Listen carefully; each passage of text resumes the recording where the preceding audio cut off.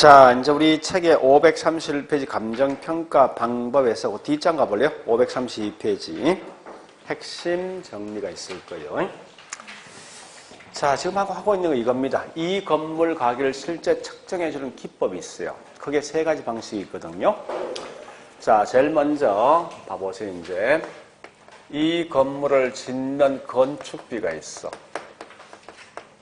건축비를 통해서 이 건물 가격 평가할 수 있거든요.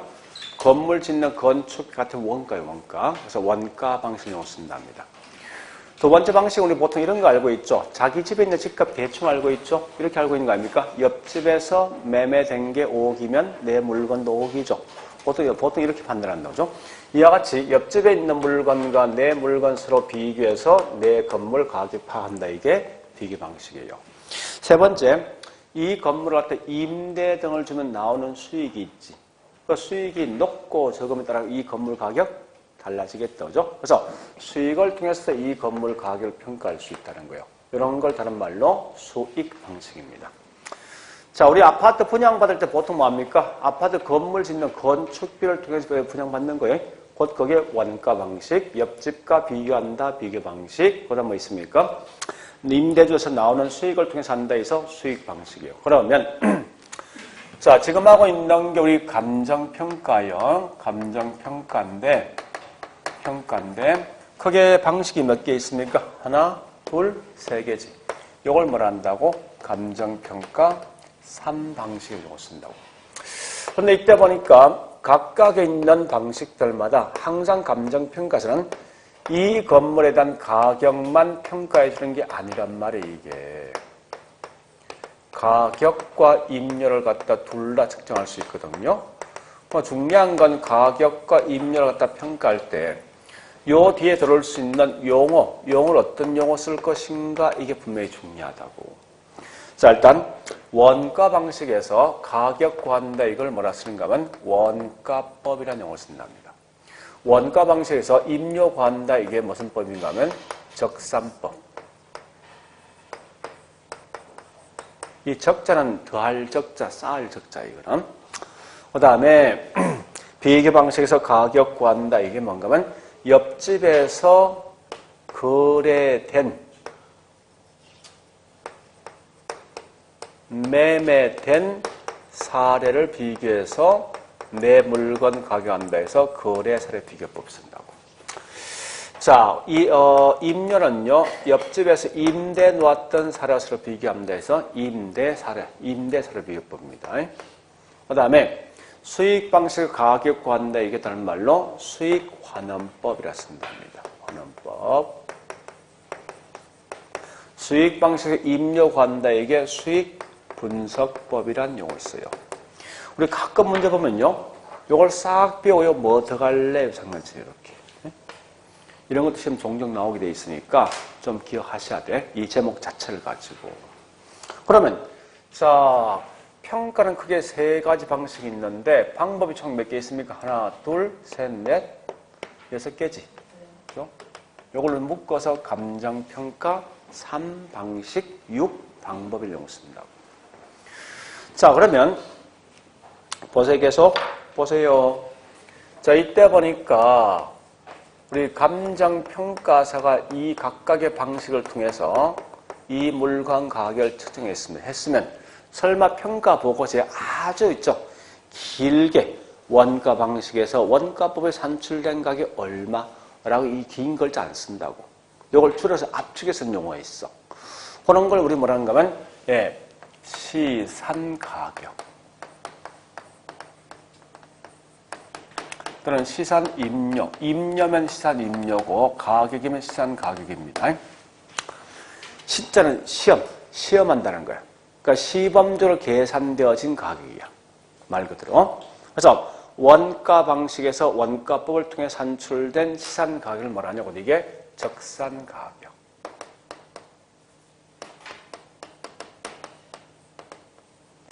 원가 방식에서 임료를 통해 산출된 가격이 임료가 뭐냐? 적산 임료.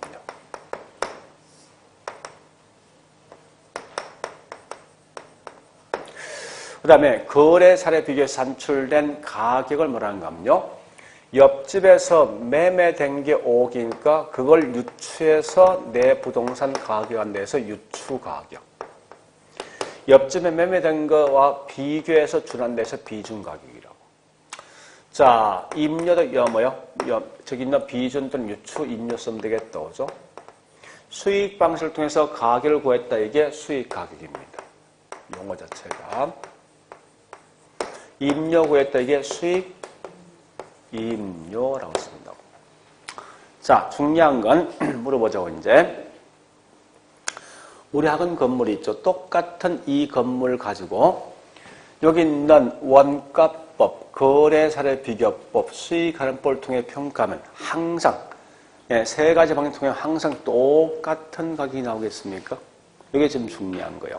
무슨 말인가 하면 적산 가격이 10억이면 자동 여기도 얘도 10억이고 얘도 10억이 항상 될 것인가 하는 문제라고. 이렇게 되는 걸 우리 뭐라는 겁니까? 세 가지 면에서 똑같은 가격 나온다 해서 등가. 우리 지난주에 등가 있어요? 동일한 가격. 등가성 원리가 인정될 것인가 하는 거예요. 부동산 시장에서. 왜냐하면 부동산 시장은 절대 있죠. 이게 시장 자체 완전 경쟁 시장이 되지 못하고 불완전 경쟁 시장이 되어지다 보니까 절대 같은 가격이 나올 수가 없어요. 만약 이게 완전 경쟁 시장이면 세 가지 면에서 항상 똑같은 가격이 나옵니다. 즉 무슨 말이냐? 우리 한 부동산 시장 한번 해보죠. 자, 우리 학원 건물과 똑같은 건물이 있죠. 서울에 있는 강남 지역에서 짓는답니다. 일단 토지 매입비를 빼버리고 건물만 짓는 건축은 큰 차이 있을까? 없겠다, 그죠? 그런데 임대 등을 좀 나오는 수익은 달라지겠지. 결국 이 말입니까? 원가법에 산출된 가격이 같지만 수익 방식은 이건 결국은 나오는 가격이 달라진다고. 그래서 항상 이 가격이 똑같은 가격이 나올 수가 없어요. 그래서 꼭 아실 건 뭔가 하면 삼면 등가성 원리를 반드시 인정하지 않고 부정하더라 이겁니다. 그러면 감정평가에서 이 물건 가치를 평가했을 때 원가법은 10억이고 또한 야채 저기 있는 거래 사례 비교법은 11억이고 그 다음에 수익하는 12억 나왔으면 이걸 가지고 감정평가 보고서에 기재할 때 설마 이렇게 하겠습니까? 현재 세 가지 방식을 통해서니까 이런 가격이 나왔으니까 10억에서 12억 사이 나왔다. 네가 알아서 판단해라. 이러면 안 쓸 것 같아. 이런 차이가 있지만 이 중에 특정 가격을 딱 집어줄 것 같아. 그죠? 그래서 이 차이가 있는 걸 조정해 줍니다. 조정하는 방식이 뭐냐고 이게 시산 가격 조정이라는 용어 조정. 즉, 요 세 개를 분명히 조정한다 이렇게 하는데, 자, 요건 꼭 기억하셔야 돼요. 조정 방법은 어떻게 조정할 것인가 하는 거요. 방법은요, 이렇게 하지 않습니다. 자, 요 평균을 통해서 하는데 절대 우리 전에 설명했을 거예요. 부동산에서 어떤 경우가 되어진다 하더라도 산술 평균은 평가하지 않습니다. 모든 건 항상 가중 평균을 통해서 하게 돼 있어요. 즉 가중 평균 말 뜻이 뭐냐 이런 거예요. 산술 평균 요거죠. 항목이 3개니까 10억, 11억, 12억에서 평균 11억 이건 아니더라 이겁니다. 이게 아니라 여기 있는 이 세 가지 어떤 가격이 나오면 이 중에서 현재 있는 시장 상황에 따라서 가장 적정한 값이 있어.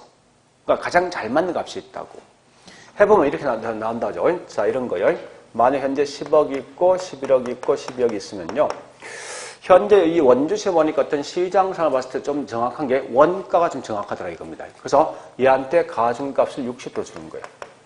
그 다음에 비교 방식 30 이렇게 어떤 상황상에 따라 뭐 있어요? 어떤 가중값을 달리준다는 거예요. 적정한 방식을.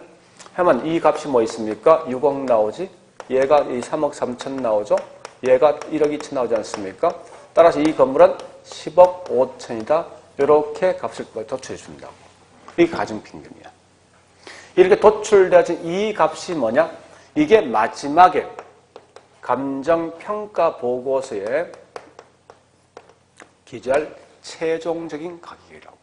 그럼 중요한 건 시산 가격 조정되어진 값이 최종 가격입니다. 요거까지 이러면 기억하셔야 돼요. 문제는. 이게 꽤 중요한 거예요. 자, 그러면 요 내용이 우리 책에 어디 있는가 하면요. 자, 일단 문제를 한 개를 살짝 풀고 갑니다. 네, 78페이지 그 문제 있거든요. 그 문제를 먼저 살짝 한번 풀어보세요. 자, 78페이지.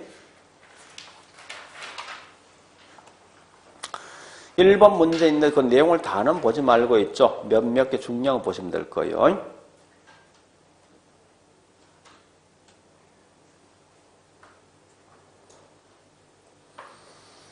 자, 봤으면요. 가번은 그냥 넘어가고 나번 갑니다. 저기 비교 방식에서 가격 구하는 방식이 뭐죠? 거래 사례 비교법이지. 수익 방식에서 임료 구하는 방식이 뭐죠? 수익 분석법이죠. 그러 가시고 자, 다시 85페이지. 5번.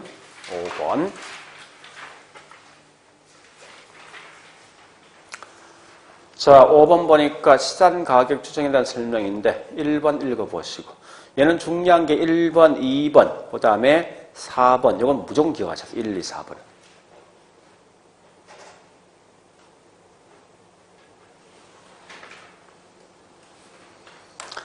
자, 1번 이거죠. 삼면 등가성 원리로 인해서 어느 방식을 평가해도 가격이 동일하기 때문에 조정할 필요 없다. 틀린 거죠? 어떻게 해야 돼요? 삼면 등가성 원리를 부정하기 때문에 각각의 방식으로 평가하면 가격이 다르기 때문에 뭐 있습니까? 조정 작업을 해야 된다. 2번 시장 가격 조정은 3방식에 의해서 단출된 시장 가격을 우선 평균, 가중 평균한 거지. 그 다음에 4번요. 세 가지 평가 방식을 시켜 각각 산출된 가격이. 자, 해보시오. 세 가지 방식에 평가된 각각의 가격이. 이게 최종 가격이야? 아니죠. 어떤 게 최종 가격이지? 시장 가격을 조정한 값이야. 네? 시장 가격을 조정한 값이 최종 가격이지. 자, 그런 것만 좀 기억하시라고. 됐죠? 자, 그러면 지금부터 이제 여러분 공부할 때 뭐부터 하는가 하면요. 이거 보세요. 각각의 방식이 있는 가격이 있는 요 방식만 공부하세요. 하는데 제일 쉬운 방식이 뭐냐? 얘가 제일 쉬워요. 이게 얘는 내용은 좀 많습니다. 많은데 그나마 이건 따라갈 수 있거든요. 충분히. 가장 어려운 게 수익 방식이에요. 우리 지금 현재 제가 수익계산법은 오늘 수업 4시간 하죠. 감정평가 4시간 하죠. 그죠? 하는데, 실제로 제가 감정평가에서 지금 강의를 하고 있는데, 이 감정평가, 우리 지금 하고 있는 파트 있죠. 오늘 4시간 하는 것 같다가 실제 감정평가사한테는 3개월 동안 강의하거든. 그럴 수밖에 없는 이유가 있어요. 평가사는 실제 이 건물 가격을 평가해주는 사람이야. 그러니까 한 개 한 개 아주 세밀하게 설명할 수밖에 없다고. 근데 이 중개업자는 뭐 있으면 이 건물 가격 평가하는 사람이 아니라 평가된 보고서 보고 이게 어떻게 평가되는지 그 내용 파악이다 보니까 대충 흐름만 알고 있으면 그 문제 맞추게 해준다는 거예요. 그러니까 너무 깊게 공부하지 말고 알 필요 없으니까. 자, 지금부터 원가 방식 할 거예요. 이제 잘 보셔야 돼.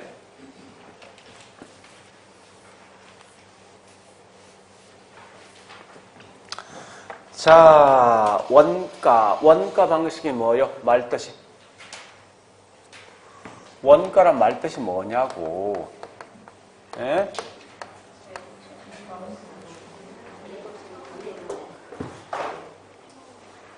회계에서 원가 많이 쓰다 보니까 그러니까 이 건물 짓는 건축비. 자, 지금 답니다. 잘 보셔야 돼. 보세요.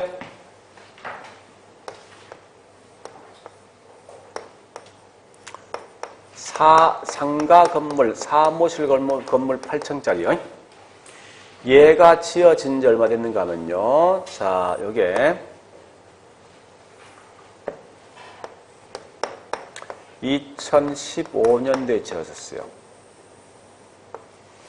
2015년 지었던 요게 언젠가 하면 요걸 다른 말로 취득 시점이라 쓴다고. 건축 시점. 자, 건축 시점은 2015년도요. 그 당시에 지었던 건축비를 알아보니까 얘가 얼마 들어갔냐?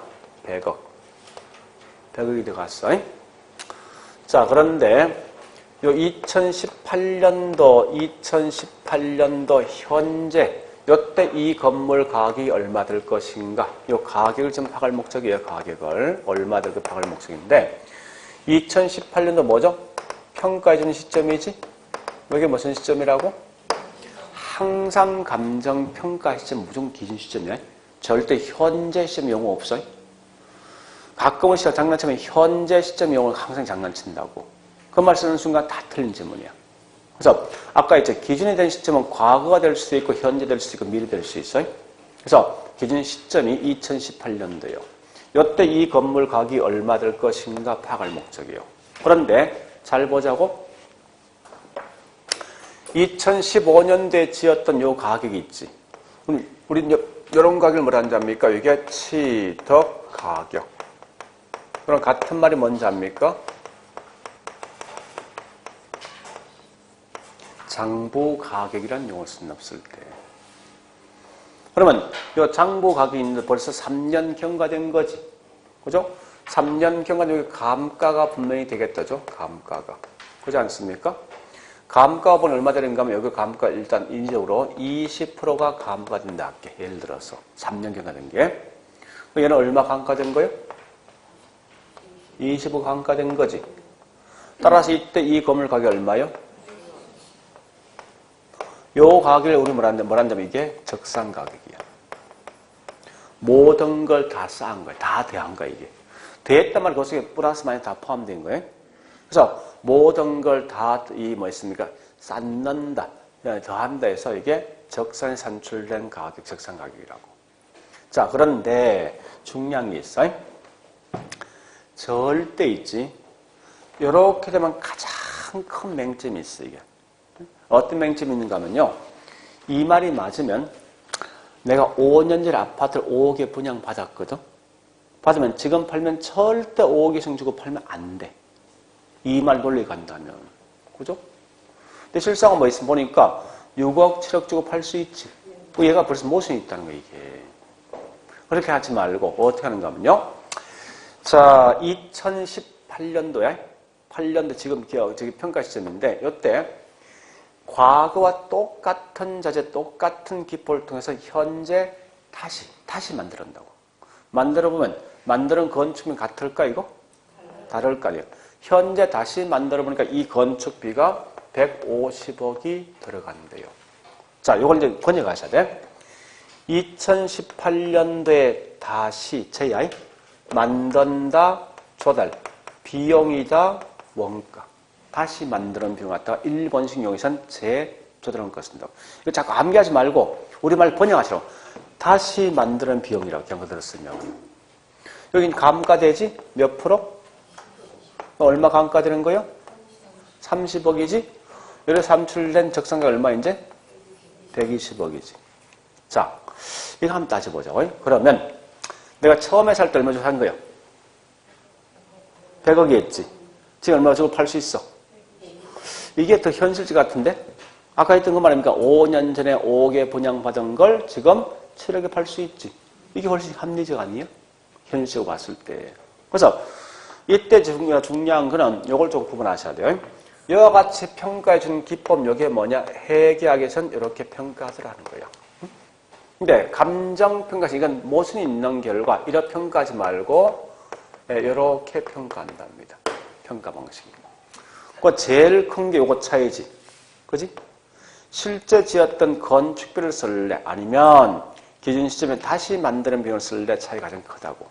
두 번째 차이가 있어요. 두 번째 뭔가 하면 얘는 감가상각이라는 용어를 써. 얘는 감가수정이라는 용어를 쓴다고. 응? 그러면 이 상각이란 말과 수정은 분명히 뭔가 지금 차이를 갖고 있다는 그런 의미를 내포하고 있다고. 자, 일단 그래서 항상 우리 공부할 때 있죠. 원가법은 회계학 것으로 비교하는데 잘 알지만 우리 회계학이 먼저 나온 거예요? 아니면 감정평가 먼저 나온 거예요? 회계 먼저 나온 건데 회계가 먼저 나온 거지. 그러면 얘를 설명할 때 얘를 부각시켜야 되지. 그죠? 그럼 결국은 얘하고 서로 비교하면서 얘는 무조건 깔 수밖에 없다고. 그 말은 얘는 무조건 나쁜 쪽을 설명할 수밖에 없는 게 논리가. 그래서 문제 딱 풀지. 뭔가 내용이 하여튼 나쁜 쪽이지 얘 거야. 좋은 말 이쪽이야. 그건 당연한 거 아닌가? 후발자 항상 그래 갈 수밖에 없으니까. 자, 그럼 첫 번째 이제 여기 있는 원가법의 공식 합니다. 공식 기억하셔야 돼. 지금 공식을 기억하시라는 거야. 공식 어떻게 써? 공식 재조달 원가에다가 감가 뭐한 거지? 수정을 가한 값이야. 그죠? 이렇게 산출된 시산 가격 제목이 뭐라고요? 적산 가격 쓰더라. 자, 일단 법 조문 갑니다. 법 조문. 이건 한 개 한 개로 좀 기억을 좀 하셔야 돼. 그러면 좀 쉽게 갈 수 있거든요. 632페이지. 자, 632페이지. 자, 2조 6호. 5호 보니까 원가법 나 있죠? 자, 키워드 2개 줄 거는 뭐? 그 말 대신 절대 취득, 원가, 장보가 있으면 다 틀려. 또 감가, 수정 대신 감가, 상각 있으면 안 된다는 거예요, 분명히. 그죠? 끝에 이건 가격 구할 목적입니까? 임료 구할 목적이에요? 가격 구할 목적이지. 그래서 끝에 가액 산정. 그죠? 가액 산정. 가액이랑 가격 같은 말이에요. 그런 세 개의 문구를 조심하라고요. 자, 그러면 가볼게요. 이제 한 강의 갑니다. 보세요. 자, 그러면 재조달 원가 개념부터 시작할 건데, 개념. 보세요. 자, 요 재란 말 뜻이 뭐예요? 다시란 말은 언제? 그렇지. 이 말이 가장 중요한 거예요. 항상 이런 장난치면요. 시점이 언제 시점이 요거 장난치게 돼 있어. 절대 취득 시점, 현재 시점 이런 말은 전부 다 못 쓴다는 거야. 오직 감정평가된 가격, 언제 시점 가격 이 말을 꼭 기억하시라고. 기준 시점 현재 재취득하는 데 투입된 비용. 뒷말은 전혀 의미가 없어요. 자, 다시 책 가볼게. 자, 책 갑니다. 예, 535페이지요. 자, 거기 설명이 있는데 뒷장 가볼게. 이제 536페이지. 양갈로 2번 보니까 재조론가 나 있죠. 의에 보니까 뭐 첫 번째로 나 있죠. 기준 시점이 중요하다고. 요것만 확인하시오. 현재 뒷말은 큰 의미 갖지 말라고. 원시적. 원시라는 건 최초에 만든, 그죠? 최초에 만든 방식과 똑같이 뭐 있습니까? 만들 걸 상정한 경우에 저희들은 적정 원가입니다. 뒷말 의미 없죠? 그러니까 이 말은 기준 시점에 과거와 똑같은 자세, 똑같은 방식을 통해 다시 만드는 원가를 말한다 이렇게 하시면 돼요. 자, 두 번째 갈로 2번 종류가 있어요. 종류가 있는데 이게 복조 원가, 복사 원가, 복제 원가가 있어요. 반대로 대치 원가, 그런 대체 원가가 있어요. 요 두 개를 반드시 구분하셔야 돼. 일본식 용어에서는 복조란 말과 복사, 복제 다 같은 말이에요. 다 같은 말이라고. 자, 보세요. 이거 보세요. 흰 분필 복사하면 흰 게 나와, 노란 게 나와. 거의 파악됐지? 그죠? 자, 다시 할게요. 이런 거야. 이 분필이 과거에 만들어진 거야. 흰 게. 이 분필을 만드는 원가가 지금 얼마 들까 파악할 목적인데 지금도 이렇게 만들고 있어. 흰 걸 갖다가. 그래서 요 만드는 비용을 통해서 요 흰 분필 만드는 원가 알지? 여기 복조, 복사, 복제야. 근데 요 흰 분필 만드는 원가를 알 목적인데 과거에 만들어진 거예요. 현재는 흰 거 안 만들고 있대. 가만히 보니까 얘하고 비슷한 노란 건 만들고 있어. 요걸 통해서 흰 분필 만들어 원가 안다. 이게 대치, 대체라고. 다시 해볼까? 자, 이렇게 해볼게요. 보세요. 자, 우리 소나타가 3년 전에 제가 산 건데요. 지금도 소나타 만들고 있습니까? 예? 만들고 있지, 그지? 예. 거기 현재 만드는 이 소나타 비용을 통해서 과거의 소나타 만드는 원가 안다에게 복사, 복조, 복제라고. 자, 내가 4년 전에 T코를 샀거든요. T코 만드는 원가 파악할 목적이 지금 만들고 있어. 이거 단종되었지. 그럼 얘 대신 뭐 쓸 거야? 모닝이란 만드는 비용을 통해서 만드는 원가 안다에게 대치, 대체지. 구분 대충 되겠다, 그죠? 자, 다시 할게요. 다시 보죠.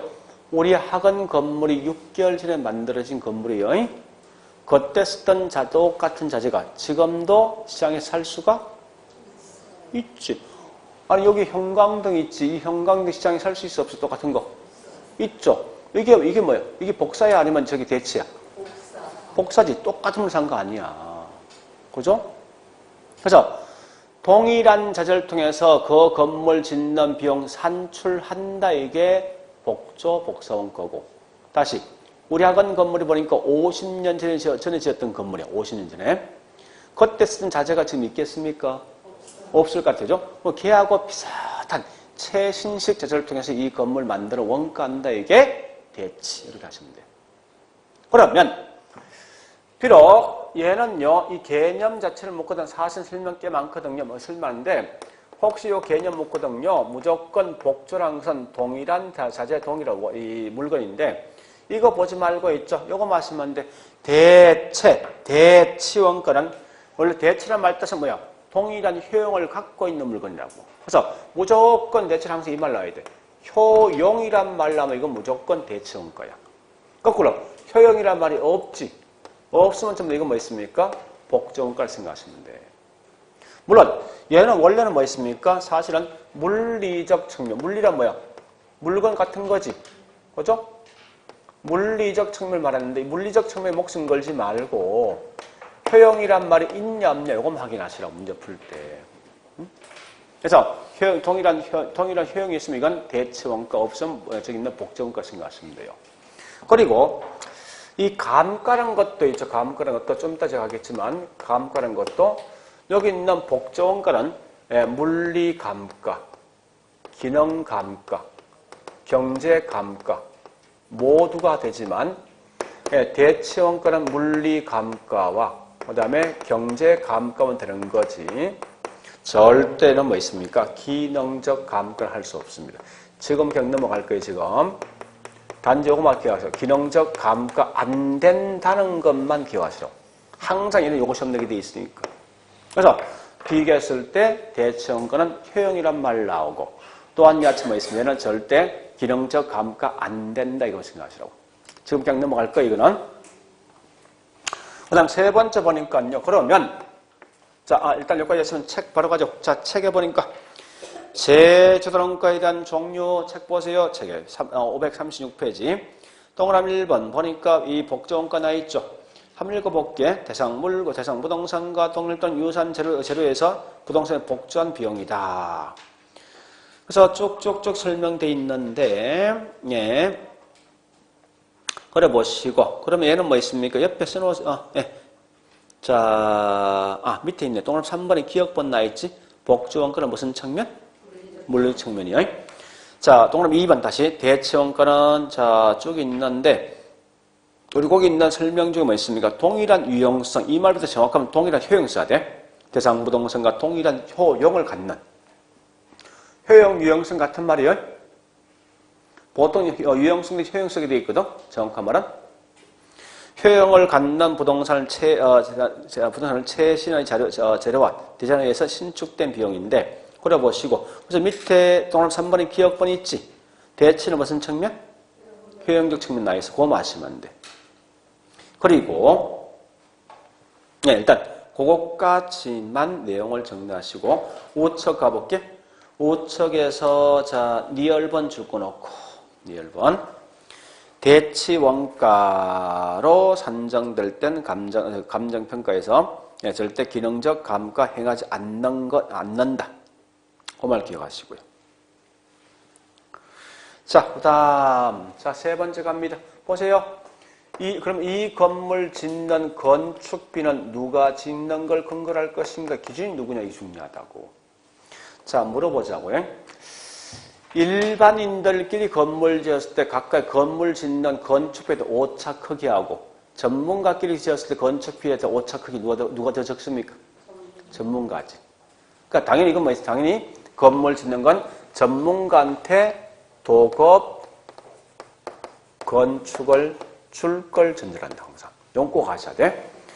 비록 건물주인이 직접 건물을 지었다 하더라도 반드시 이건 도급 건축일 걸 전제로 평가하게 돼 있다고. 그러면 이 도급 건축은 반드시 자기가 어떤 노력했던 일정한 대가를 가져가야 되죠. 그죠?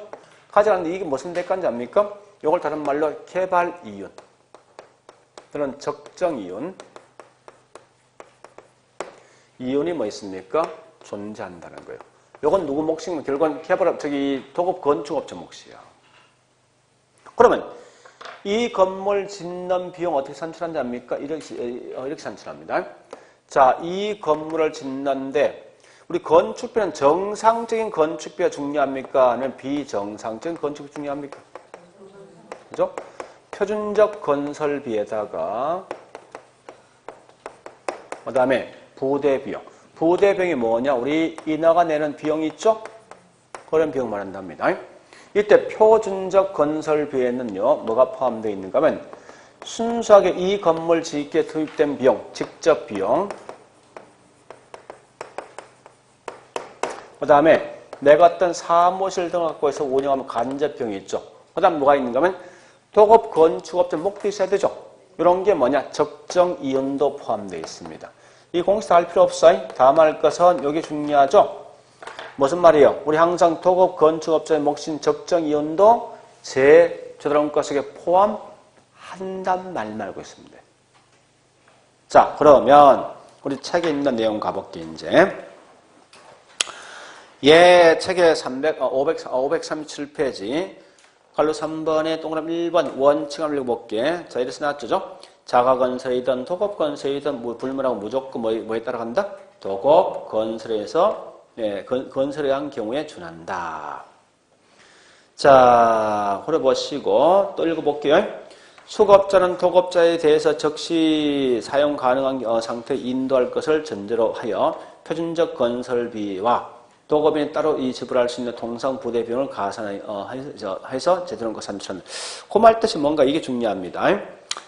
자, 옆에다가 써놓으면 되겠네. 자, 이게 중요합니다. 누가 건설하든 적정 이윤, 개발 이윤은 적정 이윤 또는 개발 이윤은 반드시 재조달원가 속에 포함된다. 누가 건설하든 적정 이윤, 개발 이윤은 반드시 재조달원가 속에 포함된다. 그 말만 기억하시고, 자, 문제 풉니다. 문제 가자고요. 자, 79페이지 2번 문제, 2번.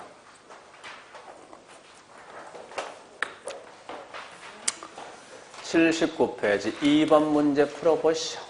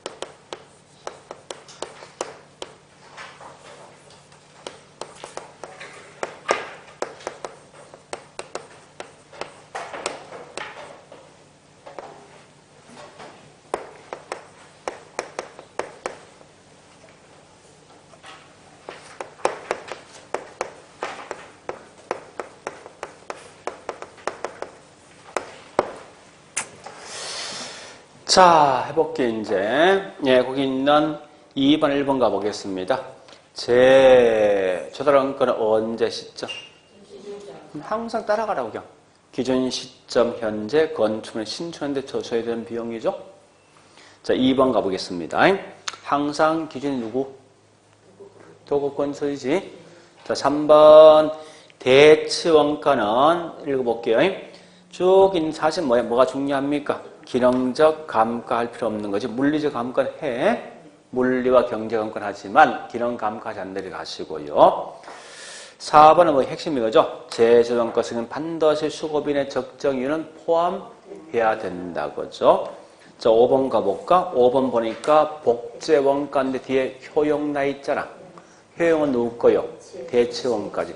그렇게 시험 내게 돼 있어. 문제가 어려운 거 아니에요. 자, 여기까지 봤으면 다시 기본서 갑니다. 기본서 538페이지. 칼로 4번. 칼로 4번 그냥 그대로 읽지 말고 통과. 자, 뒷장 갑니다. 540페이지. 자, 양갈로 3번 감가 수정이 있어요. 자, 그 중에 이제 중요한 건 제가 먼저 할 거 이거부터 할 겁니다. 541페이지 갈로 3번 감가 수정과 감가 상각 차이. 요거 할 거예요. 감가 수정과 감가 수정 차이인데. 자, 여기 보세요. 이거 구분 잘 하셔야 돼. 원가법이 말로 딱 시험 나와. 지금 하고 이건 무조건 시험 나오게 돼 있어. 자, 일단 감가상각은 회계입니까? 감정평가요? 감가수정은요? 요거 두 개를 설명하되 무조건 좋은 말은 얘 거야. 들어가셔야 돼. 자, 일단 여기 보세요. 사실 이 두 개 차이가 있는 가장 근본적 이유가 근본적 이유가 얘 차이입니다. 내용연수. 우리 감가상각은요. 즉 회계는 반드시 회계학은 우리 세법 비오지. 세법이라는 말 뜻이 뭐야? 뭐에 따라간다? 법률. 세법이 법 아니야. 그지? 그러니까 우리가 알고 있는 회계학 항상 뭐 있으면 법률적 내용 요소를 따라간다고. 그런데 감가수정은요. 경제적 내용 연수를 따라간답니다. 자, 요거 설명드려볼게. 어려운 거 아니거든요. 자, 여보세요. 이 말입니다. 네, 어떤 기업이 자동차를 2대 샀거든요. 샀는데 둘 다 한 개는 업무용으로 산 거고 한 개는 뭐 있습니까? 회장용이 탈목적이 회장이 CEO가 탈목적인데 뭐 샀냐? 벤츠를 갖다가 샀습니다. 근데 우리 항상 보니까 법률상 이 차를 갖다 폐차 처분할 시간은요 10년을 타야만 폐차 처분합니다. 예를 들어서 법률적으로. 근데 우리 보통 우리 중요한 건 차를 폐차 처분할 때 탄 키로수가 중요합니까? 아니면 탄 연수가 중요합니까? 키로수가 중요한 거 아니야? 그죠? 보통 몇 킬로 타면 폐차 처분합니까? 우리 통상적으로 있죠. 우리 저기 중고시장에 나갔을 때 30만 이상 타죠. 그러니까 차 안 받아주죠? 그죠? 일단 편하게 30만 탔을 때 예를 들어서 그냥 꼭 그런 거 아닙니까? 그죠? 탔을 때 폐차 처분한다고 하자고. 이게 뭐냐? 이게 실제 탈 수 있는 사람이 경제적 영역이라고 이게. 자, 근데 1년이 경과돼 보니까 업무용은 5만 탔어. 여기 있는 해장용은 4만 킬로 탔답니다. 그러면 이 매년 비슷한 킬로수 탄다면요. 업무용은 6년 후에 폐차 처분하겠지. 그죠? 그다음 해장용은 대충 8년째 되면 폐차 처분할 거 아닙니까? 그죠? 자, 그럼 한번 따져볼게. 우리 뭐를 보는가 하면 이때 보니까 법률적 내용 연수란 것은 중요한 건 뭐 있으면 탄 킬로수는 의미가 없는 거지. 그 날짜가 중요한 거지. 거꾸로 경제적 내용 연수는 뭐 있습니까? 실제 탄 킬로수 중요하다고. 한 예를 한번 들어볼게. 둘 다 1년 경과되었지? 되면은 법률적 내용 연수에서는 똑같이 감가돼 있어. 킬로수는 의미가 없으니까 둘 다 1년 탔다는 거야. 근데 실제 그 중고시장 내놓으면 가격 같겠어, 이거? 다르지? 곧 그게 경제란 말이야, 이게. 그러니까 그 의미를 대충 감을 잡아야 돼. 그러면 요 뒷말이 있는데 얘들은 어떤 걸 중시하는가 하면요. 법이란 건 항상 중시하는 게 요 말은 큰 의미 없어요. 이미 경과된 연수가 중시돼. 경제는요. 앞으로 남아있는 잔존 연수 중시됩니다. 무슨 말인가 한번 다시 해볼게요. 이 말이요. 여기 있는 뭐 있습니까? 법이란 건 너 1년 탔네. 여기 중요하다고. 응? 근데 반대로 뭐 경제란 것은 뭐 있어? 앞으로 너 5년 남았네. 이게 중시된다고. 보는 시각이. 그러면 자 여기서 뭐가 나면 목적이 나와. 목적 갑니다. 자 다시 읽어볼게. 자 보시면서 이 말이요. 이 법이란 건 우리 회계지. 회계는 보니까 이미 사용된 뭐가요? 너 20억 감가되었네. 이게 중시된다고 이게. 네? 근데 경제는 그게 아니라 너 앞으로 120억 남았네. 이게 남아인수니까 이걸 중시한다고. 내용이 다른 거지 보는 시각이. 그죠? 따라서 이 말은 뭐 있습니까? 회계란 건 반드시 목적이 매년마다 얼마씩 감가되었냐 이게 중요하다고. 그래서 비용 배분이 목적이지만 비용 배분이 반대로 경제는 뭐 있습니까? 앞으로 몇 년 남아있는 결과 현재 이 가격이 얼마 남아있더라 잔존 가격을 중시하게 돼 있다고. 되었죠? 자, 그 다음 또 가볼게요. 또 보세요. 실제 감가액과 일치 여부인데 자, 번역합니다. 잘 보세요. 우리 법에서는요. 업무형이 6년 후에 실제 2차가 폐차 처분되어진다 하더라도 법에서는 계속 남아있는 기한도 계속 감가하게 돼 있어. 경제란 건 6년이 딱 기한을 폐차 처분했지. 그 순간 감가는 종료된다는 거야. 그러면 실제 감가액 일차는 누굽니까? 감가 수정이지.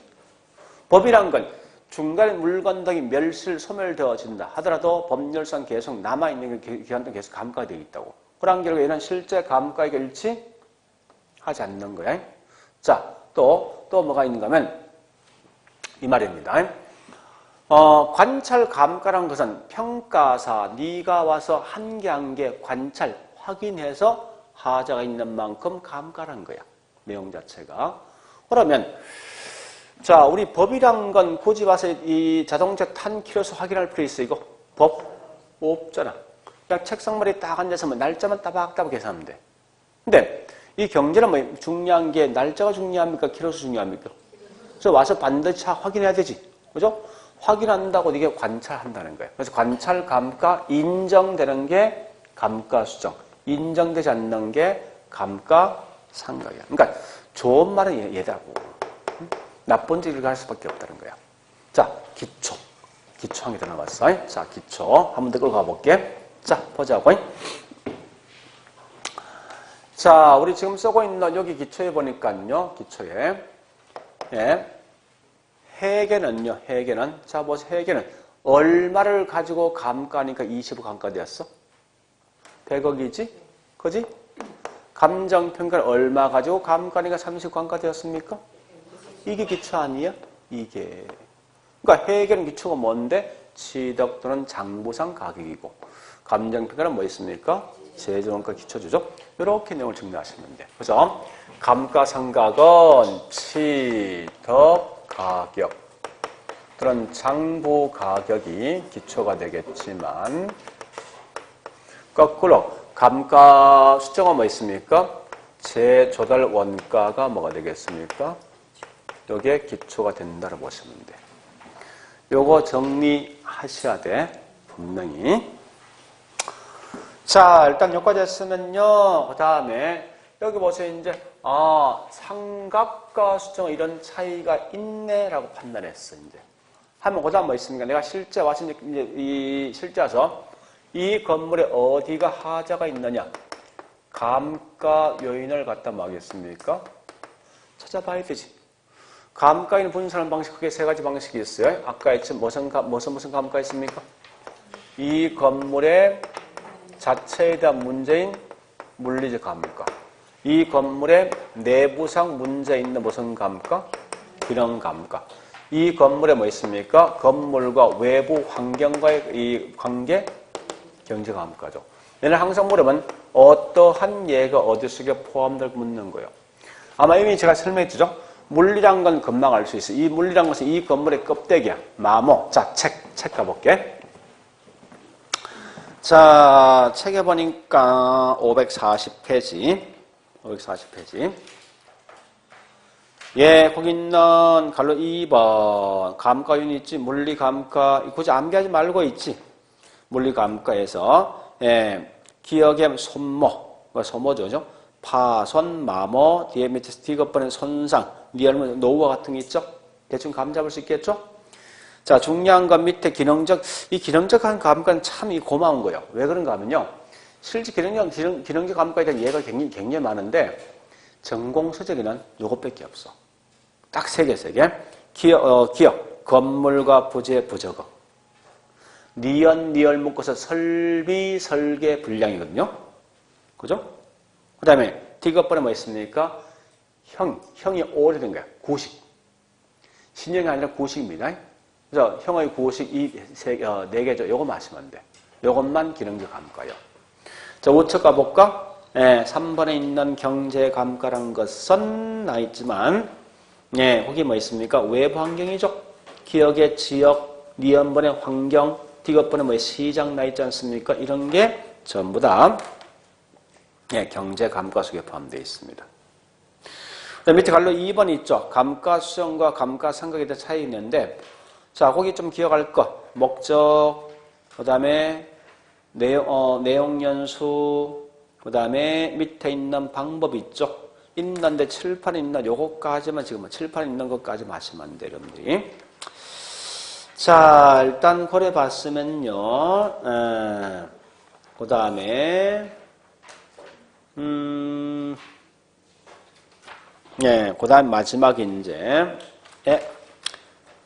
저기 있는 542페이지. 542페이지요. 자, 거기 확인 학습인 문제가 있거든요. 문제 다 풀지 말고 기억, 리얼번 세 개만. 기억, 미연번. 기억, 리언, 미연번. 요 세 개만.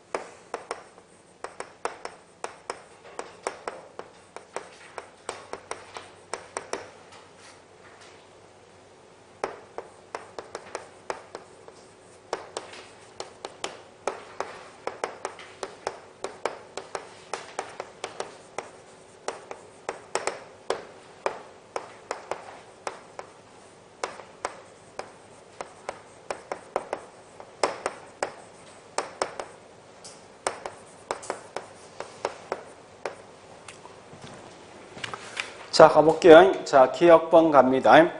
회계 목적상 감가상각은 취득가격 기준이지. 감정평가상 감가수정은 재들어가고. 자, 니은번 회계 목적상 감가상각은 관찰감가 인정 안 하지. 그죠? 평가 목적 감가상각은 뭐 있습니까? 관찰감가 인정합니다. 자, 마지막 미연번 감가수정할 때 감가수정 평가야. 내용연수는 반드시 무슨 연수? 경제적 내용연수 쓴답니다. 자, 마지막에 감가수정 방법인데 여기 볼래 이제? 자, 보세요. 자, 이 말입니다. 나 현재 하자를 발견했어. 하자 발견했어. 했으니 감가해야 되지. 감가할 때 수정 방식이 크게 뭐 있습니까? 이렇게 5가지 방식이 있어요. 이 5가지 제목을 먼저 기억하셔야 돼요. 제목을. 이 제목 자체가 시험 나온 경우 있으니까. 이때 이 내용연수들의 감가수정은 크게 3가지 방식 다시 분류됩니다. 매년마다 동일하게 감가될 수 있는 정액법이 있고, 매년마다 동일한 비율로 감가할 수 있는 정률법이 있고, 자, 그 다음에 상환기금. 요 상환기금 우리 옛날에 화폐 시간 같이 감채기금 있죠. 감채기금 똑같은 말이에요. 자, 지금은 이 공부할 때 여기 보세요. 밑에 있는 이 개념 알 필요 없어요. 이 제목이 중요한 거예요. 이 제목을 먼저 기억하시라고. 나중 가면 있죠. 구체적 내용은 여기 두 개만 기억하시면 돼. 그러니까 아주 디테일한 내용은 정액과 정률만 기억하시고 지금은 있죠. 이 제목만 알고 있으면 문제를 풀 수 있다는 거예요. 때때로 이 제목 자체가 시험 내는 경우가 있어요. 그래서 관찰, 감가, 분해법, 시장 추출법 등뭐 있어요. 임대료 손실하는 법 총 5개 있어요. 이게 어떻게 시험 나왔는가? 자, 우리 문제 이렇게 시험 나올 수도 있거든요. 79페이지 3번 문제.